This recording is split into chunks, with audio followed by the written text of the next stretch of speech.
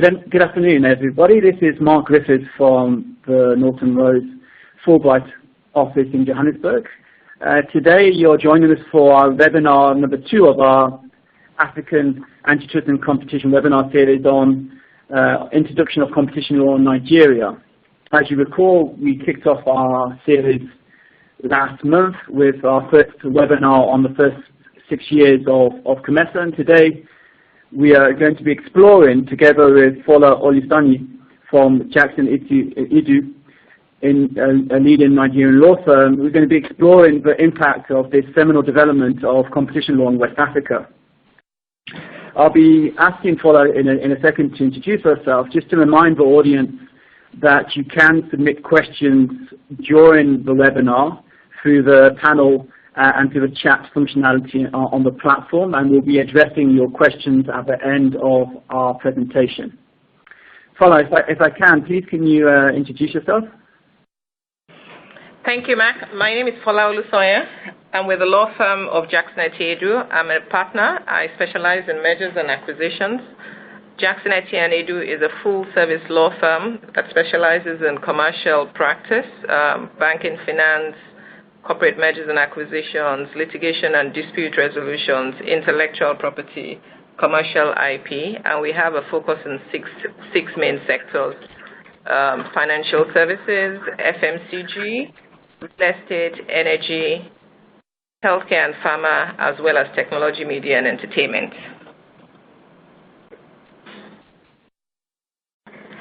Great. Thanks, Fola.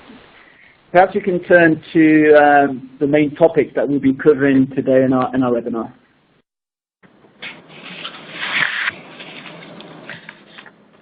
Right, Mark. So, as indicated in our invitation that we sent out, you'll see that clearly the adoption of competition legislation in Nigeria is a significant development. It's something that we've been following for a number of years, and many of the audience will know that there's been a bill for a number of years being put before the legislature, and we can talk about the importance of this for a significant amount of time. For today's purposes, we're proposing to limit the discussion to 5 key themes, one being the political context, understanding why has the FCCPA been adopted after so many years of seemingly deliberation. The second, understanding the roadmap of how the FCCPA is being put into operation. The third is to give a relatively brief overview. Again, it's a topic we can spend a lot of time on in terms of what are the key provisions of the FCCPA. Also, from where has inspiration been drawn from in terms of other jurisdictions, and what can we learn from this. In terms of the fourth topic, we wanted to look ahead to what type of issues enforcement policy we can expect the Commission to adopt going forward. And lastly, again, a wider topic of understanding from a kind of regional perspective the significance of the adoption of FCCPA in terms of wider adoption of competition law in West Africa. Turning to the first topic.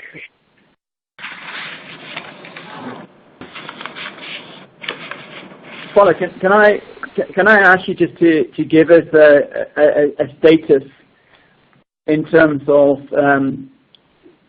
what has happened, what is essentially the adoption of FCCPA, what is it actually repealing, when was it adopted, etc., and just to give us a brief kind of overview just for background purposes. So the FCCPA came into law at the end of January, this year, at the end of January. And what it does is that it introduces a comprehensive competition law regime for Nigeria. Previously, we had competition provisions scattered in different laws. We had merger control provisions in the Investment and Securities Act, and different sector regulators also had some competition provisions. Now the FCCPA will be the ultimate law that deals with competition and consumer protection matters. The provisions of the Investment and Securities Act that deals with merger control have been repealed, and also the Consumer Protection Council Act, that was the law that generally governed consumer protection, has also been repealed. The Act establishes the Commission, the Federal Competition and Consumer Protection Commission, that is required, that is empowered to administer and enforce its provisions, and not only its provisions, the provisions of any other law that deals with competition. So the Commission not only is not only going to administer the provisions of the Act, it will also administer any other law that has competition provisions. The Act then also establishes the tribunal, which is new. So now we have a tribunal that will hear matters in relation to competition matters. So just to ask you, so clearly before there was only, at best, in terms of general competition provision, sector coverage in terms of some sector regulation.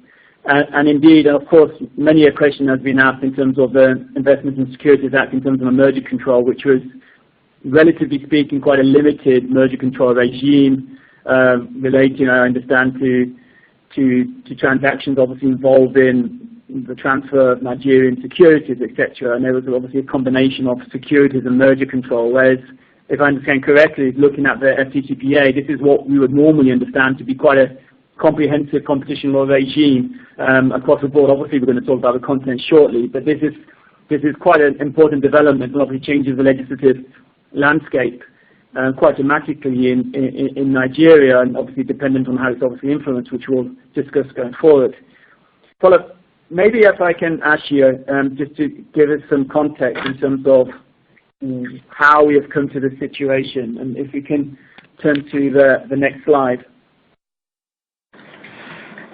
In terms of, for those who have obviously been following the discussion for a number of years, there's clearly been various versions clearly we don't have time to go into all the details of bills being considered, policies being published. And I think, from immediate curiosity to understand why now do we have a competition legislation being adopted in Nigeria, and what has led to that, and how does this feed into kind of a wider political dynamic in Nigeria?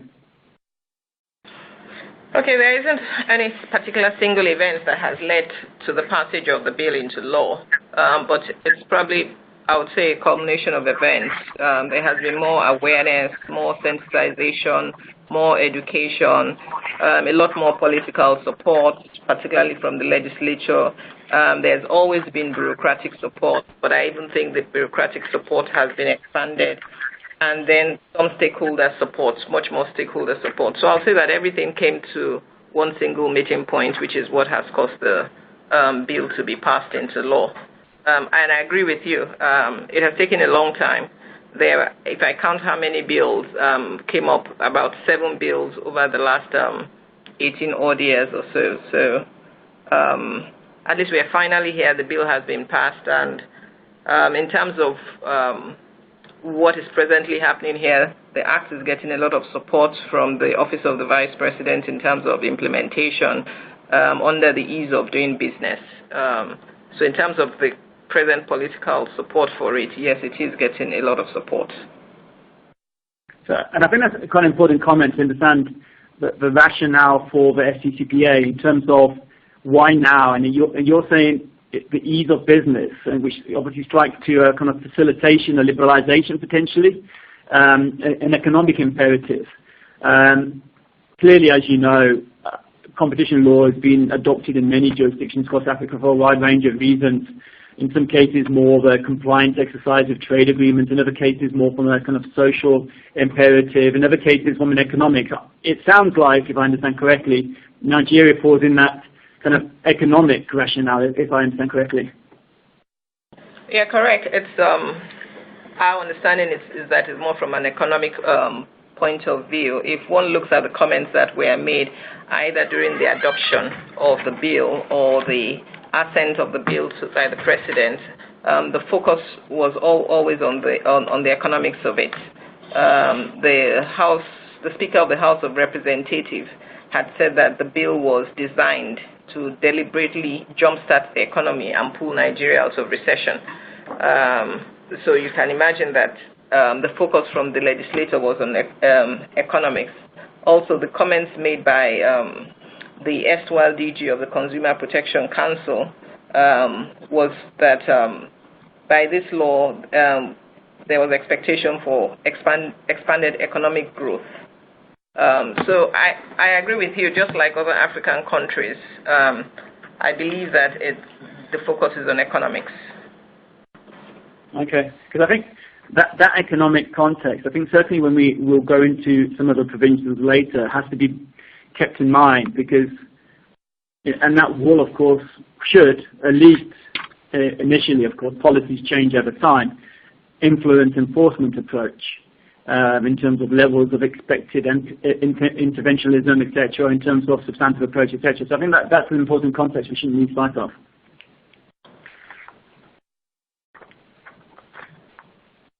Just turning on to the next slide.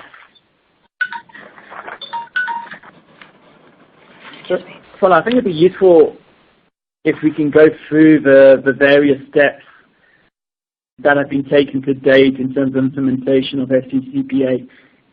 Clearly, as a regime, as a new regime, which doesn't really have a predecessor, of course, in Nigeria in any real sense. There's lots of implementation steps, there's lots of dependencies. I think it would be useful if we can focus at this stage in terms of what actions have been taken to date in terms of giving effect to the FCCPA. So in that regard, Paula, can you clarify what steps, especially in terms of transitional arrangements, have been undertaken? So in terms of setup of the commission, the FCCPA already provided for the transfer of the CPC into the commission. So the former CPC has now become the FCCPC, and all the assets, all the staff of that organization have now formed the commission. It has actually started work, and I know I have seen a letter of approval that the commission has issued on its letterhead. So in terms of has the commission gone operational? Yes. Was that the merger control? Was that a merger control letter, or was that in relation to another aspect? It was a merger control letter. It was a merger control letter. Yeah. What has also happened is that the commission has, in conjunction with the Security and Exchange Commission, issued a joint advisory and guidance for merger control. That came into effect on the 3rd of April. And they have adopted the thresholds and also the submission arrangements, document submission arrangements that the Security and Exchange Commission had in place before. So this transitional regime will continue until we get another advisory to say that it is no longer in effect. What will happen during this period is that both the FCCPC and the SEC would jointly review those applications, and the applications could be made to either offices. So in terms of the transitional arrangements, in short, what seems to be happening is the old regime, the limited regime relating to obviously this kind of primarily Nigerian security, that seems to be retained in place until further notice, essentially. Despite the FCCPA repealing those relevant sections of the Investment in Securities Act. And I suppose, and they may not have, of course, issues in terms of how lawful this kind of interim regime is. But at the same time, obviously, we've been in other jurisdictions, we've been in a similar situation where, despite kind of technicalities, if you want, merging parties want to have some form of security in terms of regulatory expectations, and in setting out these transitional arrangements, we have that certainty in terms of what is the status quo, and most importantly, of course, it sets out that the new regime isn't applicable yet. Moreover, and unless you fall in the scope of the old regime, then no mergers need to be notified. I think, in short, we're there. Is that correct? So my understanding is that basically what is the validity of the transitional arrangements in the light of the provisions of the FCCPA. I do know that some issues will be raised. We have already noted some. There are some provisions of the previous Security and Exchange rules and regulations that are not necessarily in tandem with the FCCPA. And there are some provisions of the FCCPA that are also not provided for in the old SEC rules and regulations. But to the extent that at least we have some guidance, I think the advisory is very useful. I think what the Commission will have to do in the next coming weeks is to see basically how they can tweak some of those provisions to make them in compliance with the Act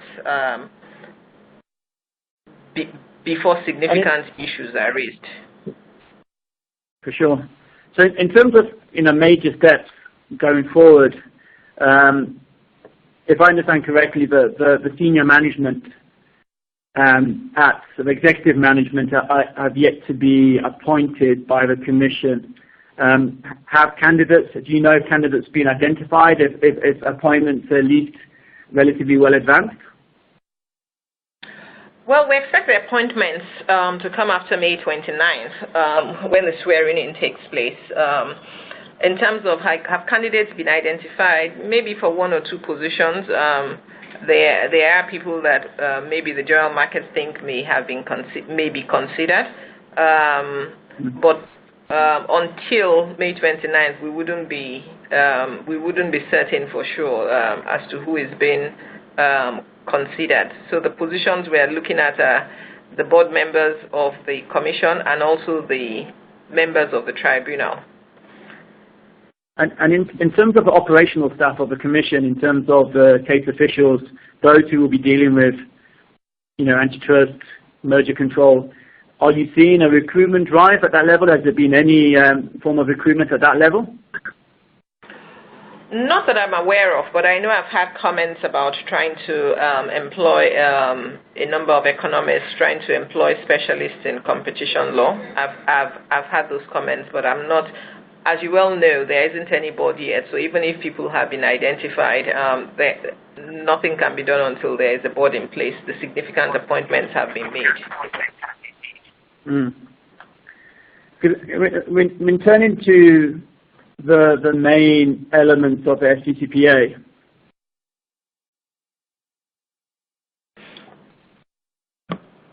so turning to the main elements of FCCPA, we talk about capacity. Obviously, the Commission's capacity has to be relative to quite a broad scope and mandate of the Commission. In this regard, clearly the Commission has, what the traditional scope in terms of what we would normally see in terms of restrictive practices, merger control, abuse of dominance. Monopoly provisions in the FCCPA are more market studies, as we would obviously understand them, market investigations as we would understand them in other jurisdictions. And then in addition to that, clearly it's got the consumer protection, because obviously it's taken over from a Consumer Protection Council, and it's got a mandate in relation to price regulation, albeit of course that's subject to the President's adoption, but price regulation where there's insufficient competition. That's quite a broad scope, and obviously for that, of course, there needs to be capacity. Maybe, Follow, you can go into some detail in terms of these key areas and highlight the key aspects of what we see in terms of these main elements. Yes, I do agree with you. The responsibilities of the Commission are quite broad. For restrictive practices, there are 5 main groups of agreements that are covered. You have your general restraints on competition, your typical agreements. You have the exclusionary agreements, and also agreements that withhold supplies or establish minimum prices. So it's actually quite broad. For merger control, certainly we would see it as quite broad as well, in terms of restricted practices. I mean, you've got your classic cartel type behavior, and then your normal vertical agreement issues, for example, minimum retail price maintenance, etc. But as you mentioned, there's that provision which goes quite wide. We will talk about that, of course, but it's not what you would normally see in other jurisdictions.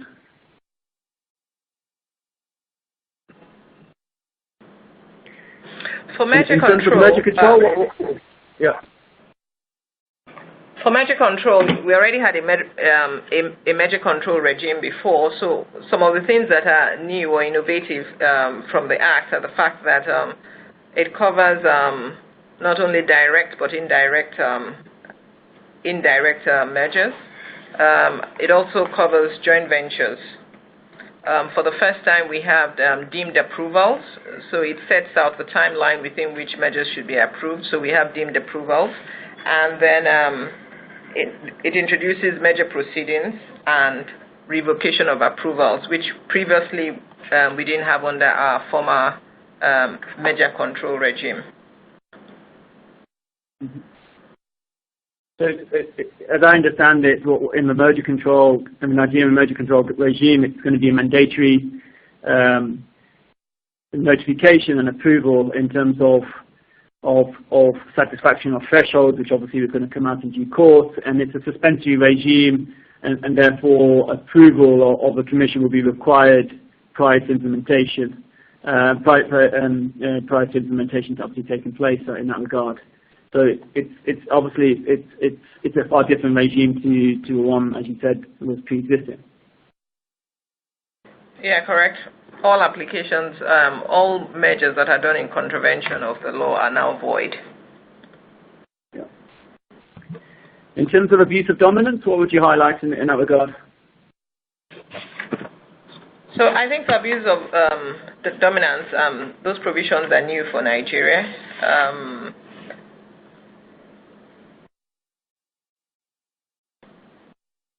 And what I find interesting, I think, as you highlighted, is criminalization in other jurisdictions. Obviously, as many people on the line will have seen, criminalization is normally limited to hardcore conduct. Yes, and if you look at the FCCPA, there's a widespread criminalization of conduct, even in relation to abuse of dominance, for example, where potentially individuals, directors in particular, of course, are subject to fines and potential imprisonment. So we are looking at quite a different regime to what we've seen elsewhere.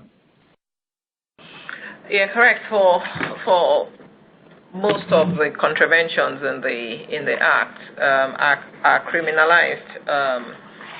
From the abuse of dominance, merger control, restrictive practices, all the contraventions of the Act are criminalized, either by way of fine or by way of imprisonment.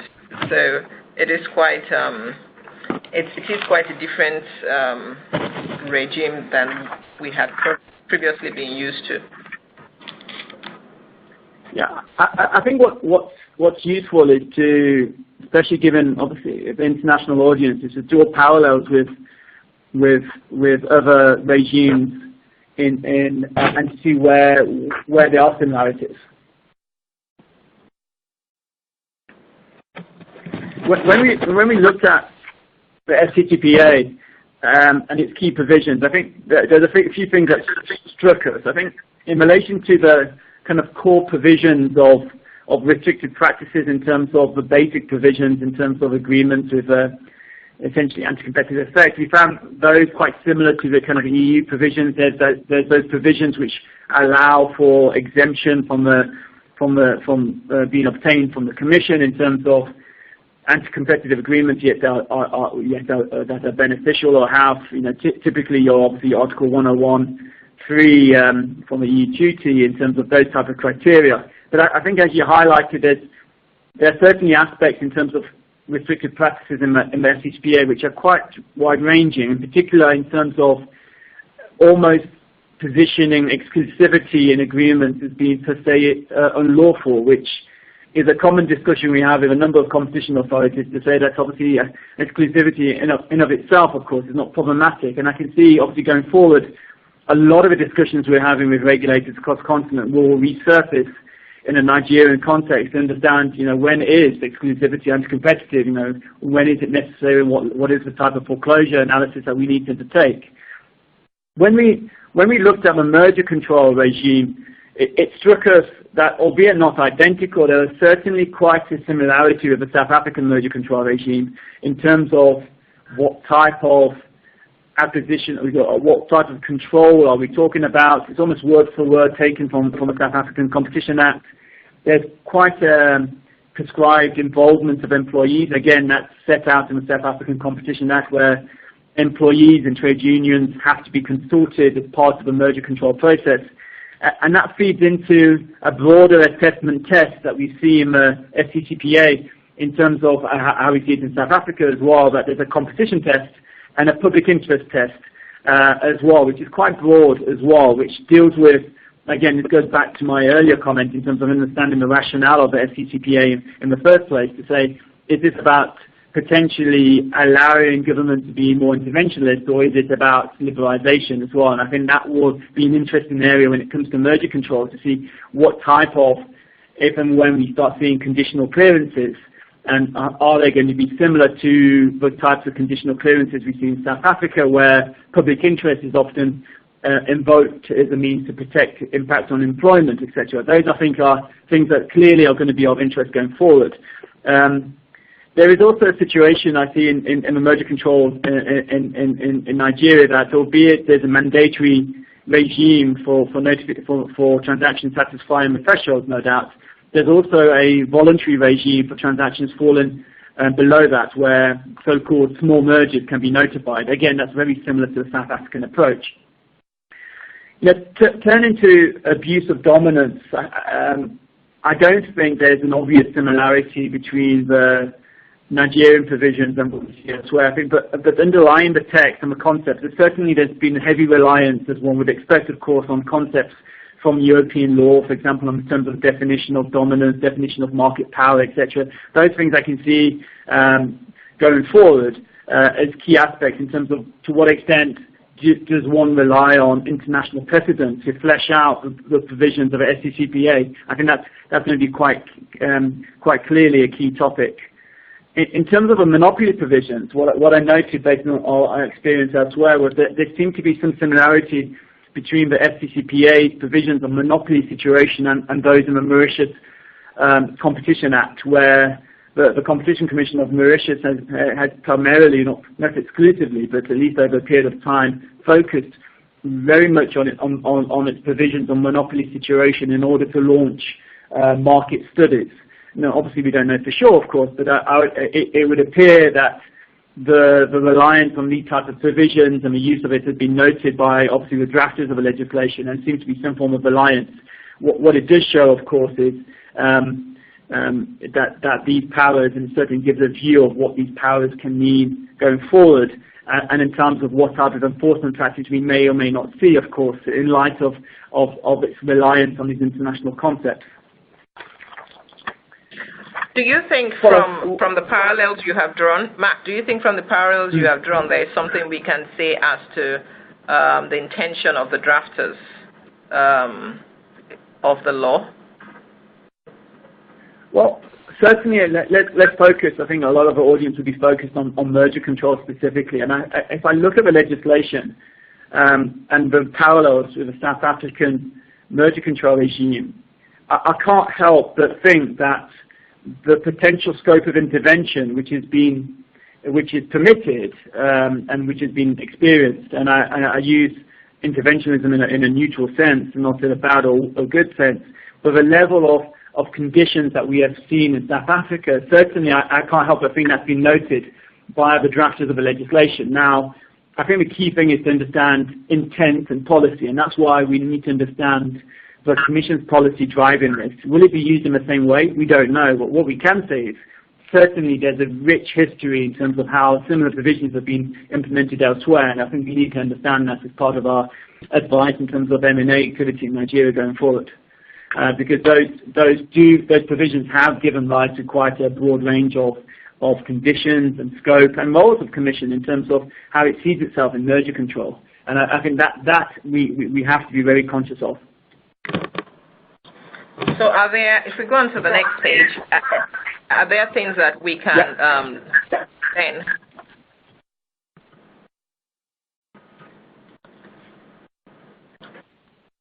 So I think, Paula, that's an important question. I think we can never extrapolate, of course, and know for sure what the development curve is in a given jurisdiction. What we have noted from our obvious experience in a number of jurisdictions is there is a relatively typical curve from which we can see that authorities typically engage in what we would see is more kind of simplified and the less complicated matters and enforcement policies initially in order to gain more experience.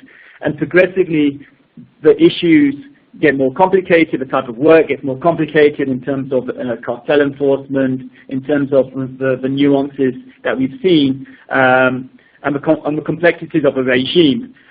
Certainly we have seen that in many jurisdictions, and again, each jurisdiction is unique, of course. And we can't say that in Nigeria, of course, that one will follow. But certainly, typically, the advice is to authorities to focus on merger control in order to firstly develop credibility, legitimacy, and acceptance in the regulatory framework, and also to develop insight and experience in terms of markets and relevant markets, etc. And normally we would expect for at least a transitional period of potentially a number of years, authorities to focus more on mergers before dealing with antitrust infringements, cartel enforcement, etc., which by their nature is obviously a lot more contentious and gives rise to a lot of procedural questions in terms of natural justice due process, which typically arise as soon as an authority starts embracing the more contentious work. Now, given the fact that this is quite general, I think there's some key questions from our side that I think will be useful for us to discuss. I think, firstly, do we, for example, or do you expect the Commission in this case to also follow that developmental curve and start focusing on mergers over cartel infringement? I believe it will, and that has been shown by the work that has been done so far. So I had mentioned that about the Joint Advisory on Merger Control. I think that is an indication that that is where it is going to spend quite a bit of its time. Although we have to also remember that it's a Competition and Consumer Protection Commission, and we already had consumer protection. We already had a Council for Consumer Protection, so I think its activities may be somewhat skewed to consumer protection, but it would also depend on the kind of appointments that are done to the key positions. Okay. Typically, if you look at if you look at COMESA, for example, as a new authority, this is a case study. We dealt with it in our last webinar. For 3 or 4 years, it almost exclusively dealt with merger control and establishing itself as almost as a credible authority in terms of merger control, whereas it's only been in the last 2 years that it's really started to look at antitrust issues, restricted practices issues. Now, I'm not saying that timeline is applicable, but from what you say, it sounds like the priority of the Commission will be to establish a merger control regime and to have a functional merger control regime which is understood and to receive obviously notifications. It sounds like that's a priority. Those are your views, are they? Yes, that would be my view. I personally think that before the Commission should be able to go into the other areas of its powers, it would have to do a lot of education and sensitization because the market is already familiar with merger control, and if it's going to continue to enjoy support, it needs to have that time where it sort of builds trust between the commercial activities and its operations. It's the first time we're having this sort of provisions in Nigeria. So I think it does have to sort of have the awareness, get the marketplace to be familiar with the provisions first. Yeah, and obviously we haven't covered it, but the Commission has the usual enforcement powers of storm raids, of obviously issuing summons, etc. And those are quite aggressive measures, certainly for a new authority to set out at the outset, and certainly doesn't. Obviously, will take us time for businesses to acclimate to the new regime and understand the expectations of the Commission, which obviously in itself has to obviously indicate its policy, etc. There's lots of sensitization, it sounds like, will be needed before the more aggressive aspects of the act will be implemented. In terms of substantive areas, what we haven't covered is the fact that ordinarily, of course, there's 4 or 5 key sectors, of course, that authorities tend to look at from a competition perspective in terms of being a source of concerns. Typically, of course, in many jurisdictions across Africa, for example, financial services are one of those topics, healthcare, basic food goods, etc. They're the ones that are typically looked at. What would you say in terms of a regulatory agenda? Are there those areas which potentially could be subject to being looked at outset? So in terms of what the Commission will look at, I cannot say for now. There hasn't been anything to show what it will focus on. But if one just looks at as what is going on within the economy, I would say that the telecoms, that sector, I would also say power, telecoms, power, basic goods, FMCG. I'll certainly say that. Broadcasting, pay TV, it would also look at that. I think those will typically be the key areas, just looking at the economy and the things, the issues that have been raised before, the areas where we have seen some contention. Okay. I think that, given the fact that some of those areas, such as broadcasting, telecommunications, clearly power, they're, no doubt subject to sector regulation. I think one of the questions we always deal with and have to deal with is obviously the coordination or the interaction between sector regulation and competition regulation. Perhaps we can turn to the next slide, and you can talk to us about your thoughts on that.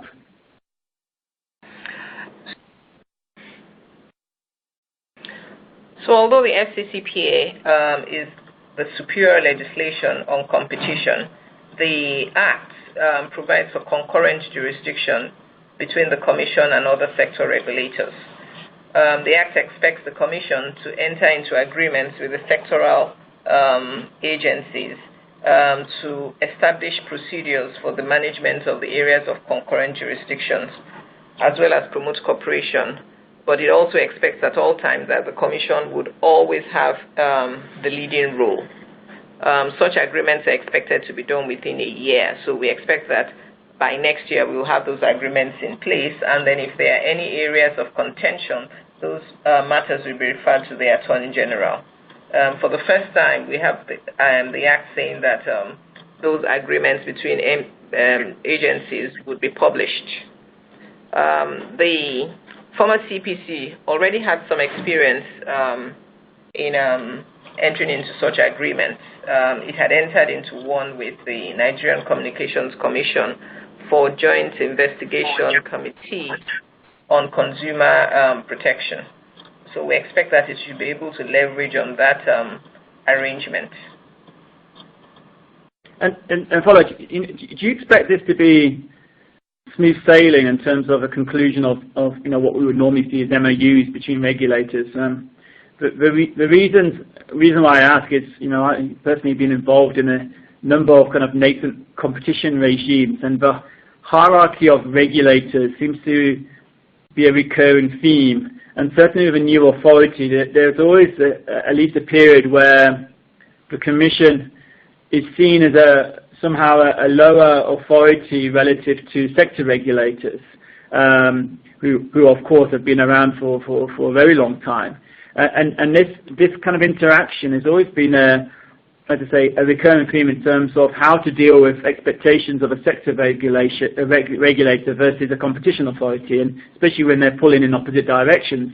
One would hope they pull in the same direction, but in some cases, certainly I've been involved where a sector regulator specifically required you to do something in the contrary to expectations of a competition authority, which clearly places the client in a difficult point. So coming back to my question here, in terms of this past practice and certainly discussions that seems to have been in place, do you see that this is going to be smooth sailing in terms of the conclusion of these MOUs? Probably not very smooth sailing. We've had a history of tough wars when it comes to government agencies in Nigeria. In the last couple of years, there has been the promotion of one government.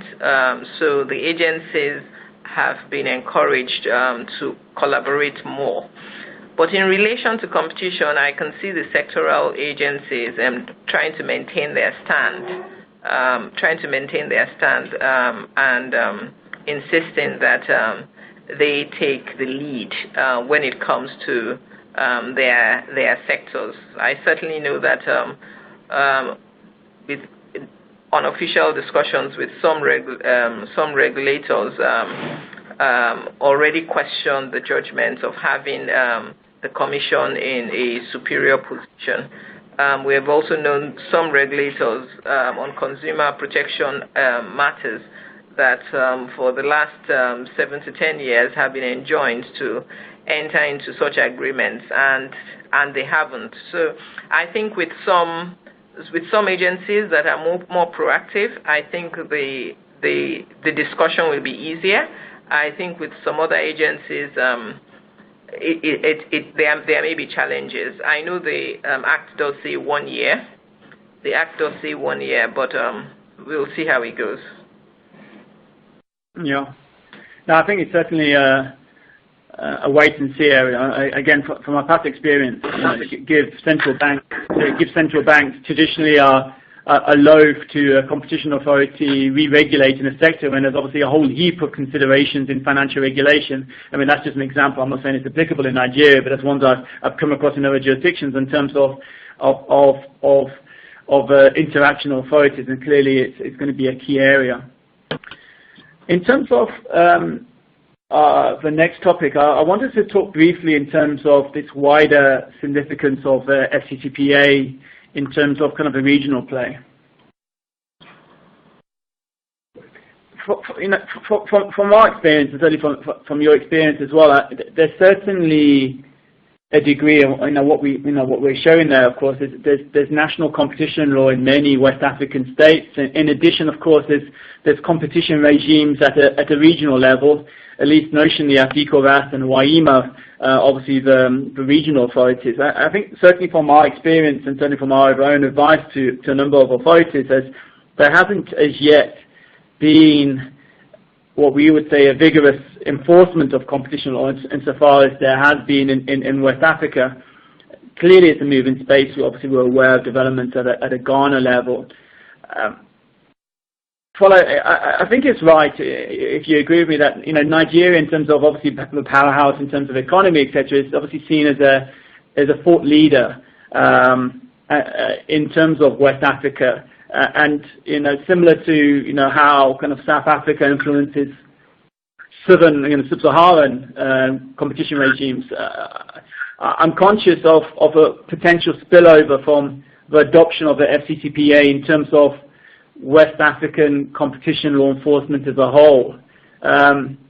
What are your thoughts on this?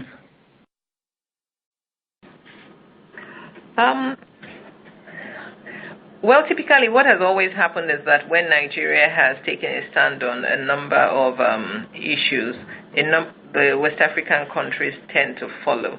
But I think in this case we have a situation where more West African countries had previously passed competition laws. So in terms of enactment of the laws, the other West African countries certainly went before us. In terms of enforcement, however, it is likely that they may follow the trend that Nigeria takes. So if the Commission is strong on enforcement, it's probably more likely that they would follow the trend.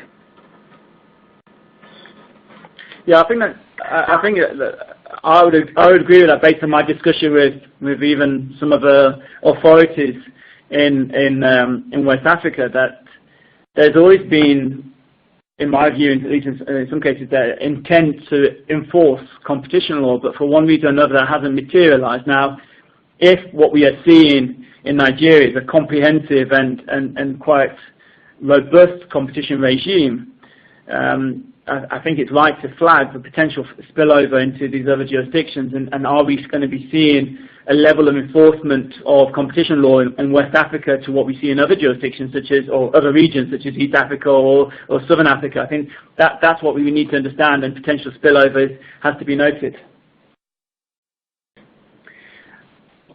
turning to our concluding remarks.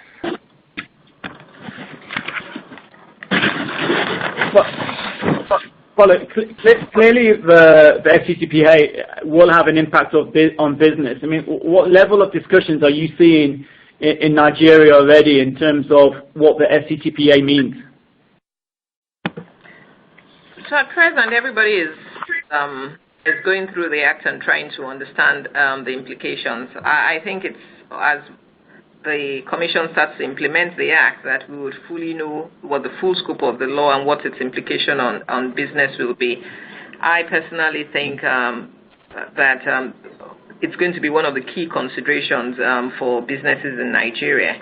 And for lawyers, it's going to be one of our reference statutes. I don't think we'll be able to advise any business organization about any aspect of their business without referring to the FCCPA.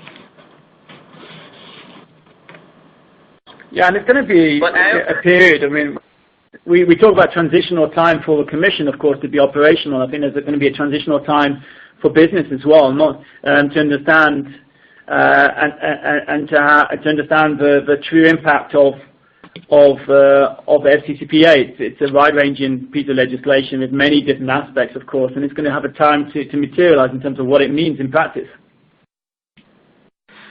I do think that there are going to be a couple of factors that will determine how successful that the act is going to be. At present, there isn't a competition policy, and the Commission will need that to guide it. There has to be capacity building by the Commission, and even externally, the companies have to also build capacity. The stakeholders have to build capacity. The collaboration between Jackson Etti and NRF is part of one of those capacity building arrangements. A competition constituency has to be developed. One of the challenges that the bill had in being passed was that there wasn't a classic stakeholder or non-governmental body that was pursuing it. There needs to be continued political and government support, particularly funding. And then maybe as a critical point, to be able to use the Act as a tool for development. I think that is essential, given where we are as a country now. For the Act to succeed, one would need to see that it's able to impact on development significantly. And if we're going to put it within the wider context, if we're going to put it between the wider context in Africa, there are indications that Nigeria will soon sign the African Common Trade Terms Agreement. The only question is when. And just as you had mentioned, a number of other African countries in East Africa, in South Africa, they are further along with their competition regimes. So I believe it's an area that we all collectively have to fast track for the benefit of Nigerian companies, the businesses, and the Nigerian economy.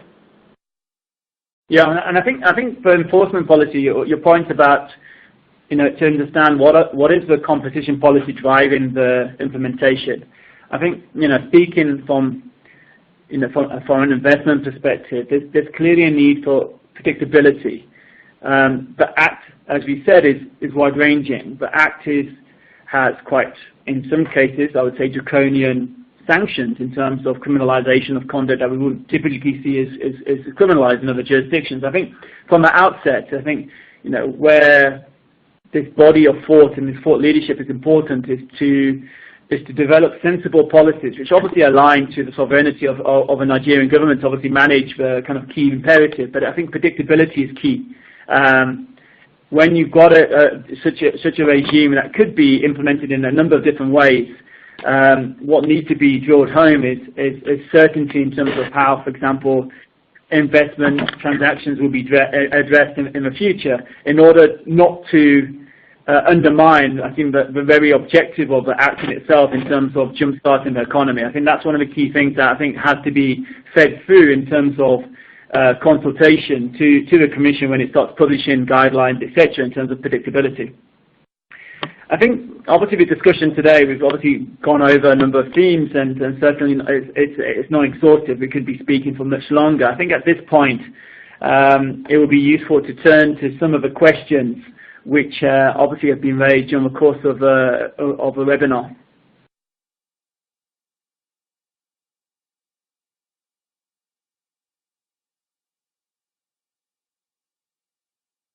Followed. Obviously, we received a number of questions, obviously, during the webinar. Do you want to kick off with the first question?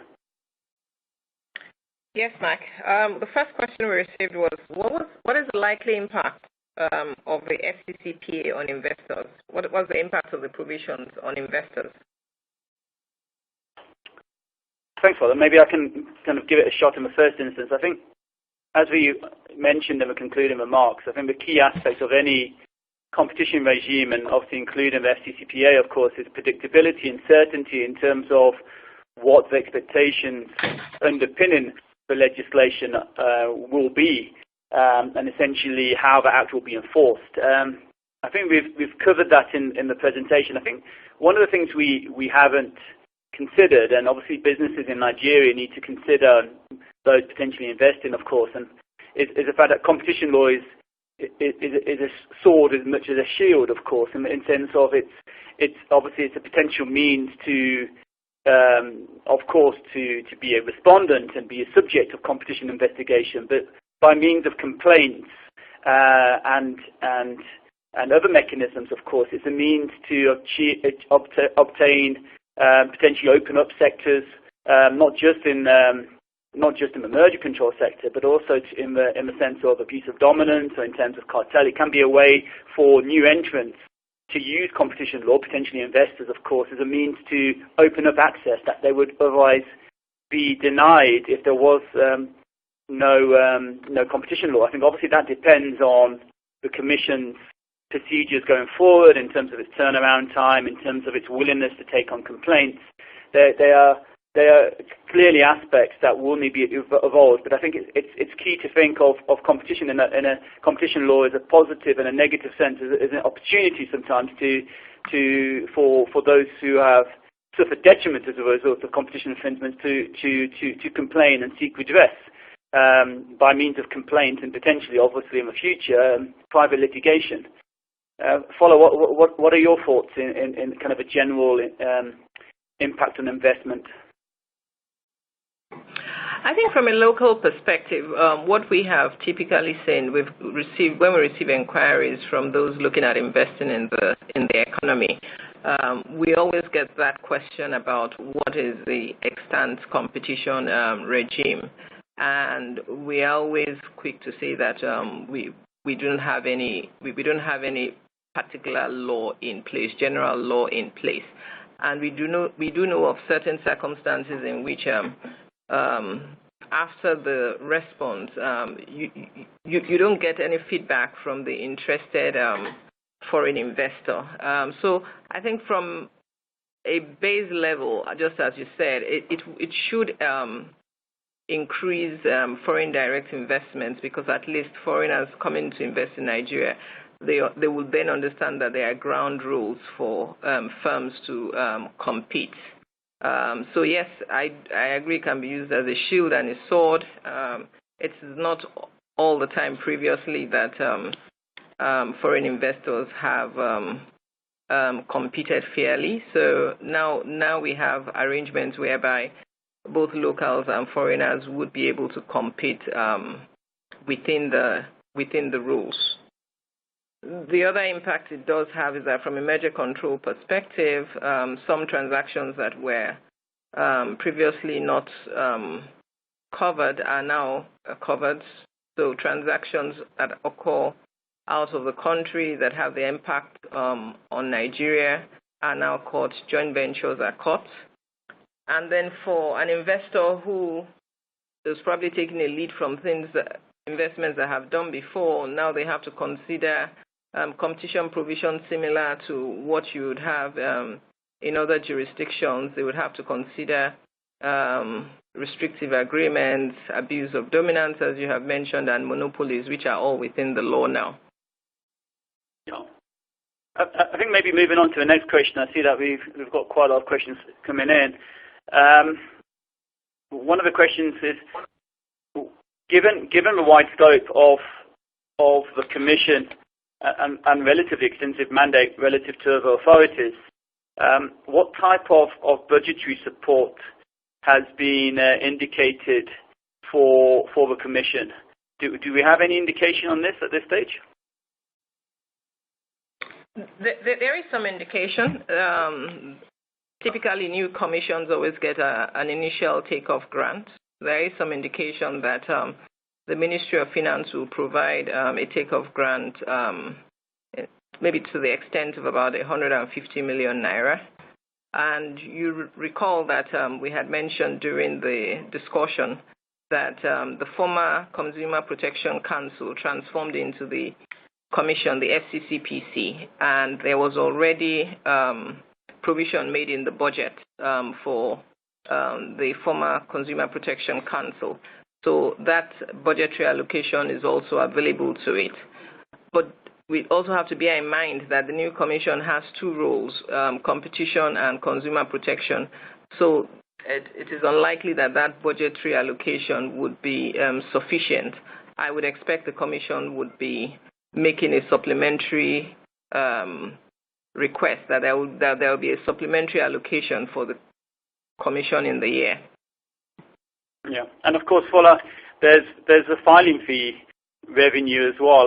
That obviously we're still waiting, of course, for obviously the draft regulations in order to understand, obviously for the new regime, the level of filing fees that will be applicable and the manner in which they will be applied. Obviously, as we've discussed, and even in the last seminar in terms of COMESA, it seems to be very fashionable, of course, to have quite high filing fees across a number of jurisdictions. Clearly, the dependence of the Commission on filing fee income could be a key driver in behavior in terms of how assertive it is on merger control, and we've seen this in other instances. But that of course, will need to be obviously evaluated going forward. Maybe on that note, what type of consultation and meaningful consultation do you think we will have as business and interested stakeholders on the draft regulations, the draft thresholds, the filing fee? What type of consultation do you think will be made available to us? Okay, let me take the issues separately. So on the thresholds, the FCCPA already provides that the Commission would publish the thresholds for comment, and then what would then call for responses on the thresholds that it has proposed. So to a large extent, there is going to be possibility for stakeholder input as to what the thresholds would be. The arrangement under the FCPA, we now have just small measures and large measures, and no longer intermediate measures as we had under the Investment and Securities Act. So some work would have to be done to determine the applicable thresholds, particularly as indirect measures are now caught. On the filing fees, the last couple of years, there has been sort of an adoption of trying to make filing fees much more reasonable. And even when the powers were still conferred on the Securities and Exchange Commission, that commission tried to drive down the filing fees. And that approach has also been taken by the Commission. So the joint review of applications for merger control has started reaching out to stakeholders, trying to figure out what should be appropriate filing fees. You would also know that the federal government is basically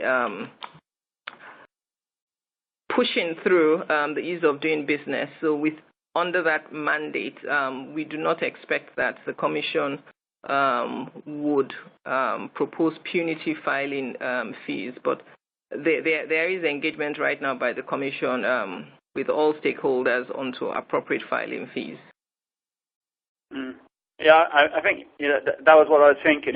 If the whole idea of FCCPA is to jumpstart, liberalize the economy and presumably encourage investment, then issues of filing fee are never closed from a client agenda in terms of, in some cases, of course, depending on the jurisdictions, relatively high costs. I think what you're saying there certainly sounds positive, that there has been an ongoing debate in terms of the appreciation of filing fees, albeit under the Investment and Securities Act regime, and making that proportionate to a transaction. So that sounds positive on that side.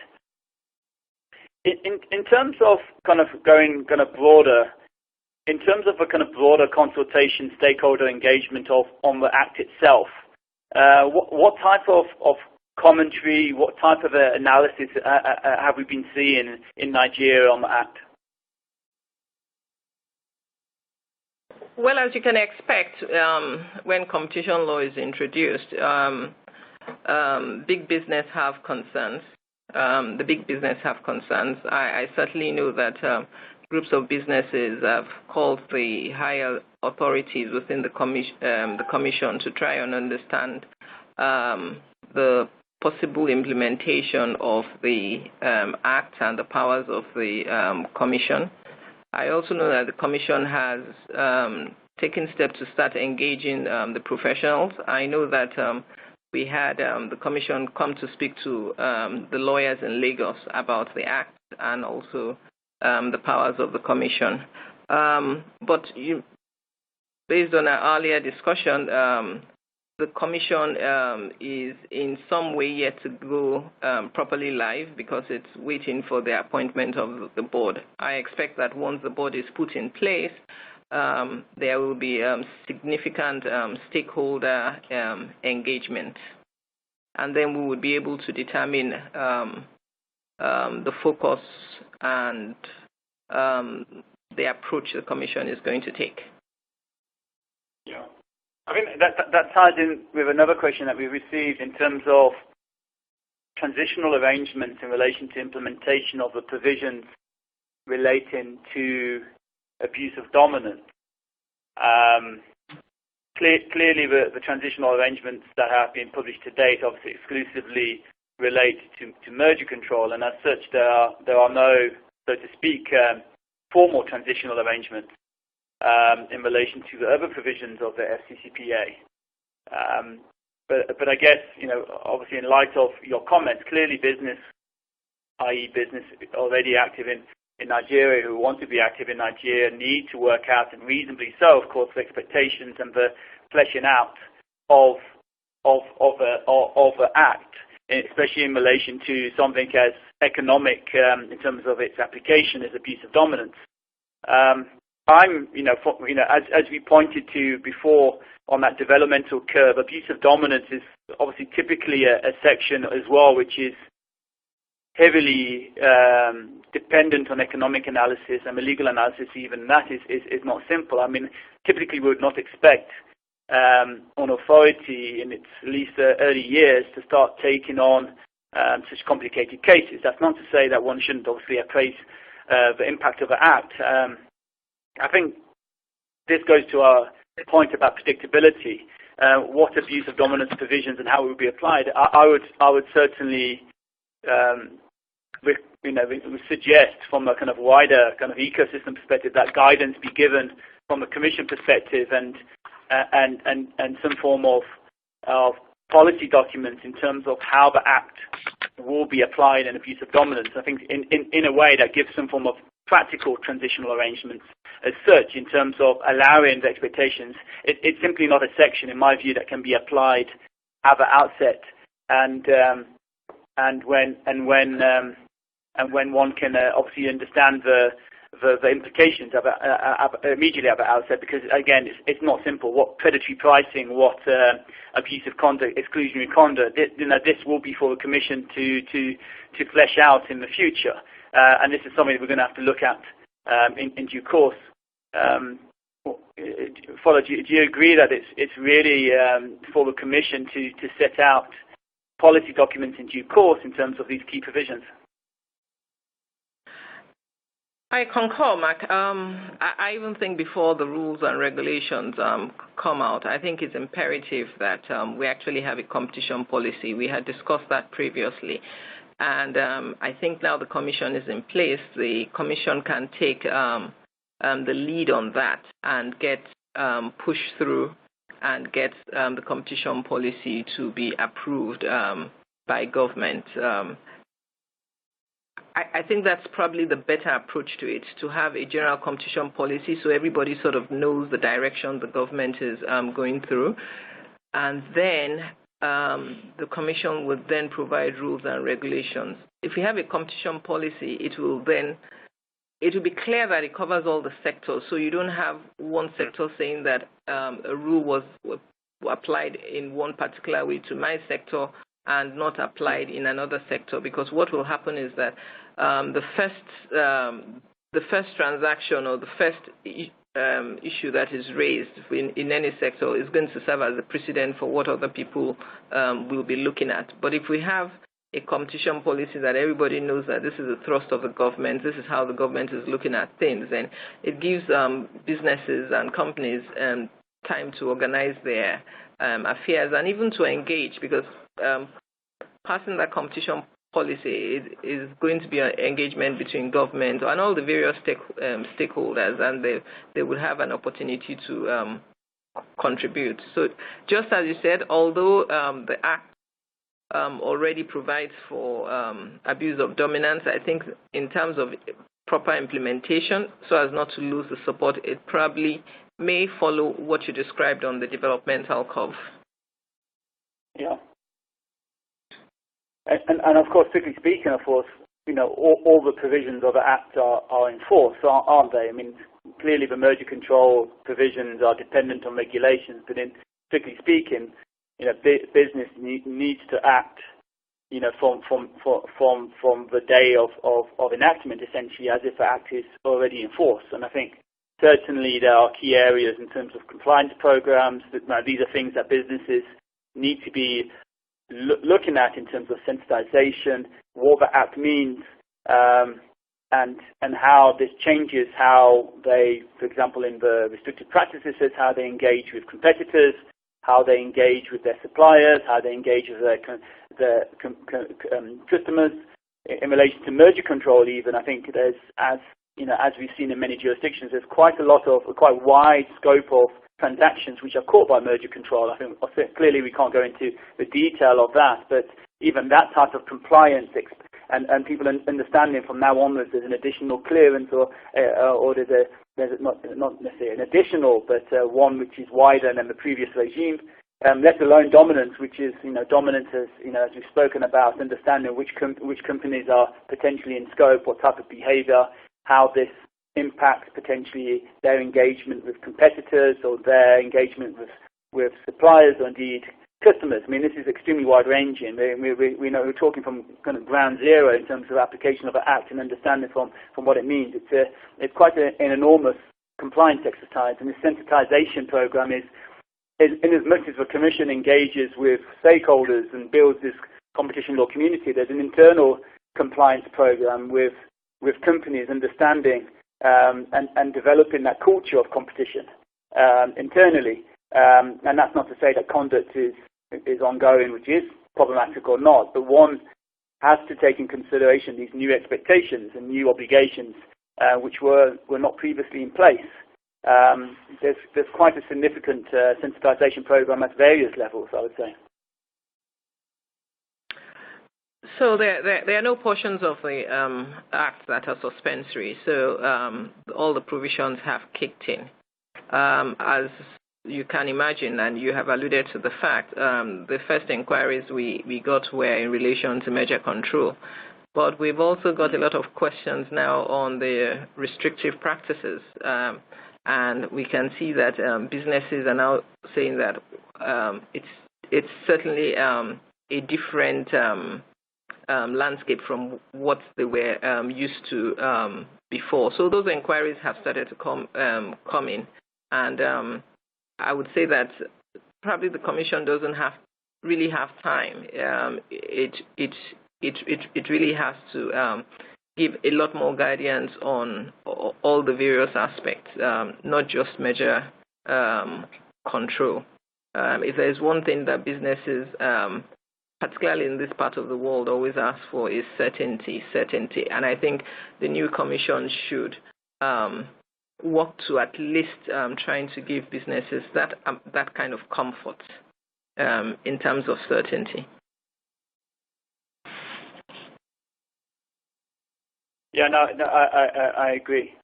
So Paula, I think I think time is against us, unfortunately. Clearly, there are follow-up discussions, and those people who have asked questions and we haven't answered specifically, we'll come back to individually on that. I think in the interest of time, I think we will call it to an end now. But obviously from our side, from an autonomous Fulbright perspective, thank you, Paula, for your participation. Certainly, we found our discussions to be very interesting. Obviously, we've learned a lot through these discussions, and indeed, of course, we're going to take them forward in our collaboration.